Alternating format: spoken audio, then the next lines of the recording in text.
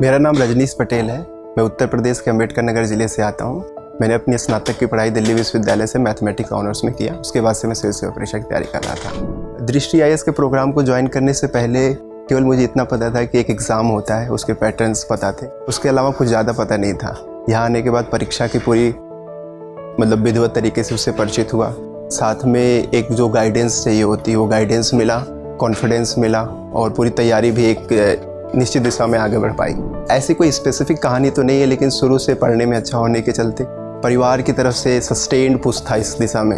लेकिन धीरे धीरे जब अपने आप को इस परीक्षा में इन्वॉल्व करता गया तो वो कहीं ना कहीं मोटिवेशन और इंटरेस्ट में कन्वर्ट होता गया। अपनी सफलता का श्रेय माता पिता को और जितने मेंटर्स हैं, टीचर्स और संस्था, कोचिंग संस्था को देना चाहूँ। दृष्टि के लगभग मैं सारे प्रोग्राम में इन्वॉल्व रहा हूँ।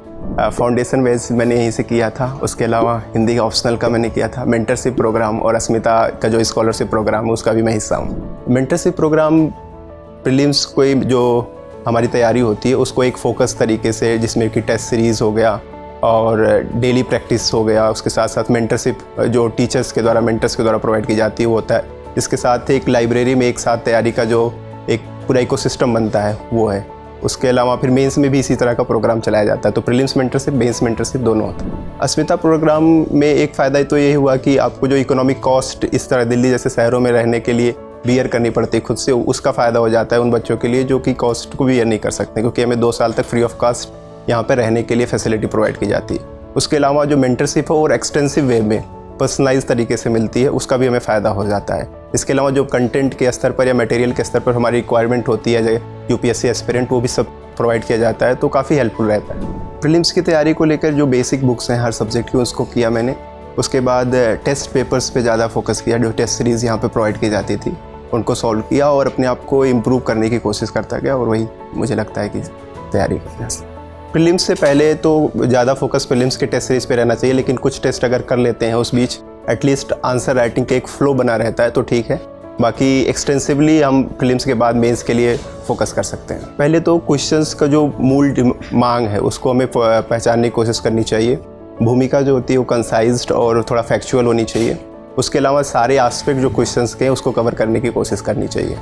प्रीलिम्स को लेकर कोई स्पेशल नोट्स नहीं बनाए थे, लेकिन मेंस को लेकर मेरा नोट्स बनाने का यही था कि हर टॉपिक जो मेंस के सिलेबस में दिया हुआ है उसके आधार पर कंसाइज नोट्स, उसमें जो करंट के वैल्यू एडिशन उसको और प्लस बेसिक दोनों को इन्वॉल्व करके एक ही जगह पे कंसाइज नोट्स बनाने का प्रयास किया। मेंस के स्तर पर पहले सिलेबस देखा, उसके अलावा प्रीवियस ईयर के क्वेश्चंस देखे और फिर पॉइंट वाइज सिलेबस के उसको पूरा इस टॉपिक को तैयार करने की कोशिश करी। उसके बाद फिर पेपर्स सॉल्व करने का टेस्ट सीरीज़ देने का प्रयास किया। मेरा ऑप्शनल हिंदी लिटरेचर था, उसके लिए मैंने सर की क्लासेस की थी।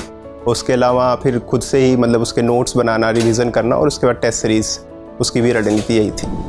निबंध को लेके सर की क्लासेस जो है उसको सबसे पहले देखा था। उसके बाद कुछ निबंध खुद से लिखने के प्रयास किए थे और उसमें कोटेशंस या फिर कोई डाटा, कोई रिपोर्ट, इस तरह से वैल्यू एडिशन निबंध में करने की कोशिश की थी और निबंध में भी सारे आयामों को शामिल करने का प्रयास किया था। जो बेसिक बुक्स आती हैं हर सब्जेक्ट की, जैसे कि पॉलिटी है तो लक्ष्मीकांत, ज्योग्राफी है, एनसीईआरटीज़ जो बेसिक बुक्स थी उनको किया, हिस्ट्री की जो है स्पेक्ट्रम किया, उसके अलावा इकोनॉमी की भी जो बेसिक किताबें हैं वही की। उसके बाद फिर करंट अफेयर मैंने 2 स्तर पर किया। एक तो डेली न्यूज़पेपर फॉलो किया और फिर उसको एक साथ पढ़ने के लिए मैंने मंथली करंट की मैगजीन जो आती है उसको कवर किया। ऑनलाइन प्लेटफॉर्म्स का इस स्तर पर यूज़ किया मैंने कि जैसे कोई टॉपिक पढ़ रहा हूँ उसमें कुछ वैल्यू एडिशन देखना हुआ या फिर कोई करंट का डेवलपमेंट मुझे लगता है कि छूट गया है, उसको फॉलो करने के लिए मैंने गूगल सर्च करके ऑनलाइन कंटेंट को फॉलो किया। दृष्टि आईएएस की जो वेबसाइट है उसको भी फॉलो किया। इसके अलावा अदर जो कोचिंग्स हैं उनकी भी कभी कभी साइट्स को यूज कर सकते हैं। निराशा जैसी चीज़ तो नहीं कभी हावी नहीं हुई, लेकिन फिर भी एक कभी ऐसा लगे कि डिमोटिवेशन हो रहा हो हल्का सा, तो उसके लिए अपनी हॉबी पे फोकस किया मैंने, अलग कुछ करने की कोशिश करी, स्केचिंग वगैरह करना, थोड़ा सा दोस्तों से बात करना और उसके बाद फिर से अपने आप को इस परीक्षा में इन्वॉल्व कर लिया। सबसे पहले यही कि आप सिलेबस को समझिए अच्छे से, दूसरा मोटिवेशन को हाई रखिए और तीसरा कि अपनी गलतियों से सीखिए, दूसरों से सीखने के बजाय अपनी गलतियों से सीखने का प्रयास कीजिए।